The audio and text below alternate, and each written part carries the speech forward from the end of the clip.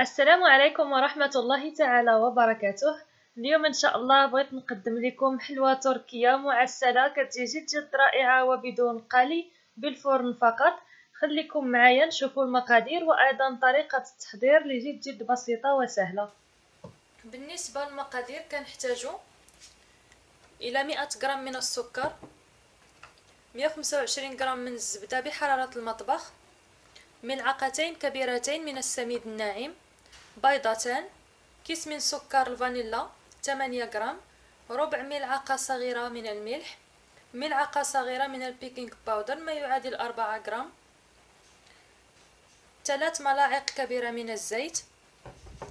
بالنسبة للدقيق كنحتاجو من 400 غرام إلى 500 غرام على حسب نوعية الدقيق واش كيشرب أو لا. أنا هنا اختاريت القرقاع، ممكن أنكم ديروا اللوز، ديروا الزبيب، اي مكسرات كتعجبكم، ممكن انكم ديروهم مخلطين. كنطحنوهم بهذا الشكل كيبقاو غلاضين. وكنحتاجو ايضا الى الشربات، وهنا درتها بنكهه الزهر.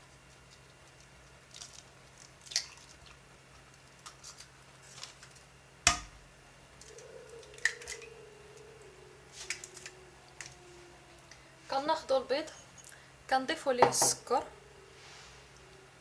الزيت،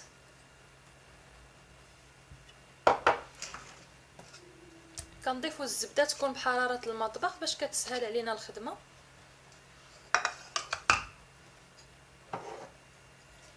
كنضيفوا الملح مع سكر الفانيلا،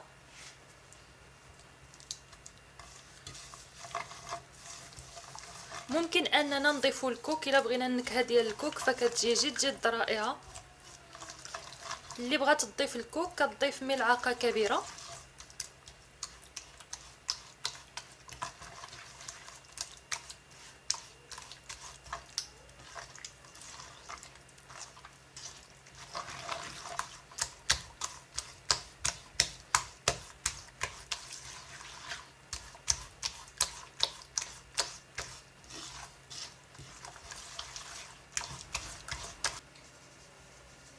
كنضيفوا السميده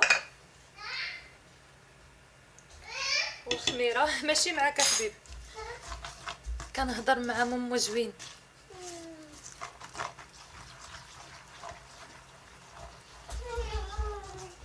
وكنضيفوا الان الدقيق تدريجيا.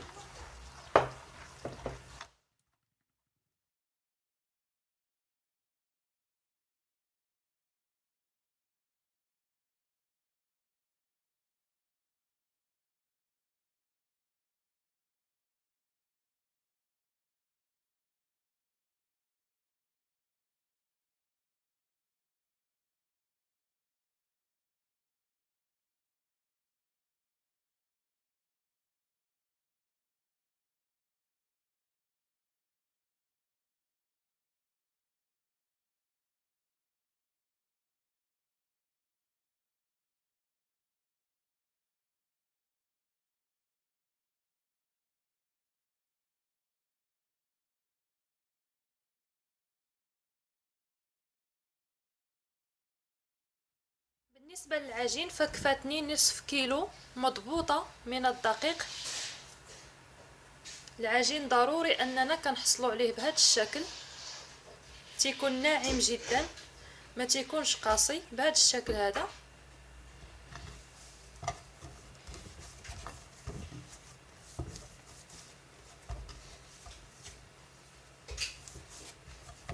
وكنكونوا منه كرات صغيره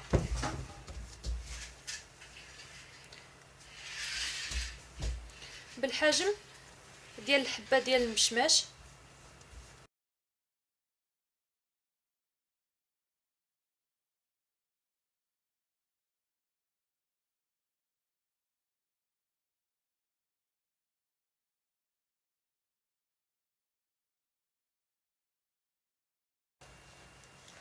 عندنا صينيه فرن يا اما مدهونه بالزيت ومرشوشه بالدقيق، اولا كنديروا ورق الطهي كنوجدوها. كندوزو الان لمرحله التشكيل. فكنديروا الشكل اللي كنفضلو. كنحتاجو الى اداه كتكون بهذا الشكل. ممكن الاخوات في المغرب يخدموا الغربال ديال بوصيار اللي كنغربلو به الزرع مكمول. غربال يكون بهذا الشكل هذا اولا شبكه. ممكن ايضا كاينه واحد الاداه في المغرب وفي جميع الدول العربيه من السيليكون.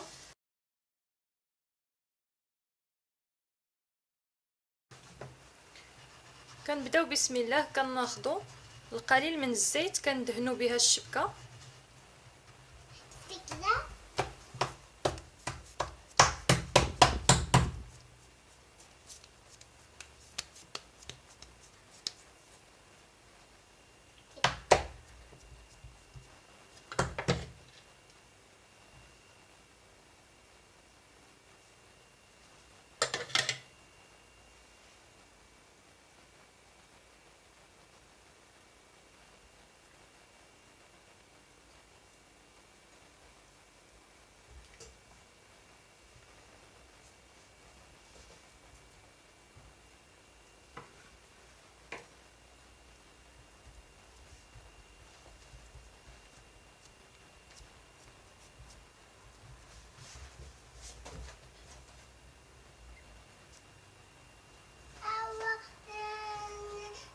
بهذا الشكل هذا.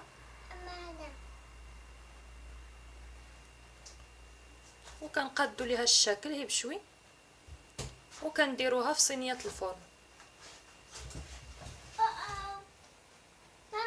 نعم ماما.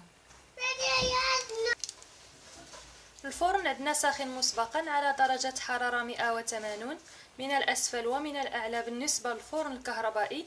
أما بالنسبة للفرن الغازي فمني كيسخن جيدا كنطفيو الجهة العلوية وكنخليو السفلية حتى كطيب على خاطرها وكتاخد وقتها في الطهي، عاد كنشعلو الفوق باش تحمر. وكيف ما كتلاحظوا ما كندهنوها ما حتى حاجه، كنخليوها كيف ما هي. وكيف ما كتلاحظوا فحالها فحال اي حلوه كتنتفخ بهذا الشكل وكتجي رائعه.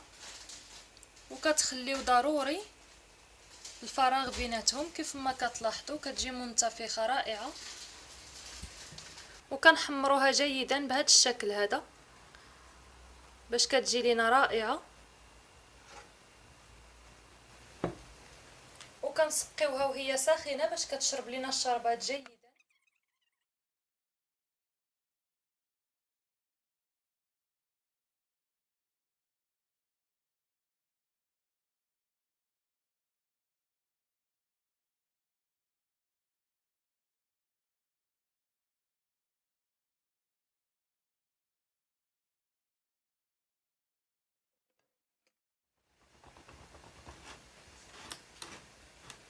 خمس دقائق فقط كتلقاوها شربات، كتجي رائعه. الا بغيتو تزينوها من الاعلى كديروا ليها البيستاش. فبالنسبه لهذا الكيس كيتباع بجوج اورو شي حاجه فريفو ولاو كيجيبوه. فمن الافضل للاخوات اللي كيعجبهم ياخذوه قبل رمضان، لان التركيين معروفين به، ففي رمضان كياخذوا كميه كبيره كتلقاي البلاصه خاويه. وايضا حتى السميد بالنسبه للاخوات المغربيات. هنايا كنطحنوا. كتسبق اخت سولاتني منين كنشري المطحون فتيكون بهذا الشكل، وكنطحنوا في الطحانه العطريه.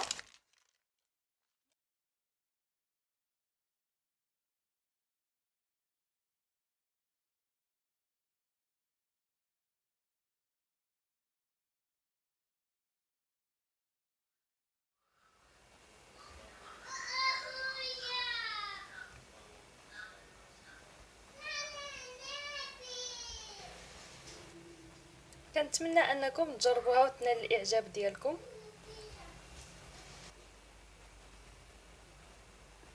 كتجي رائعه. والاخوات اللي كتعجبهم البنه ديال البقلاوه التركيه فنفس النكهه.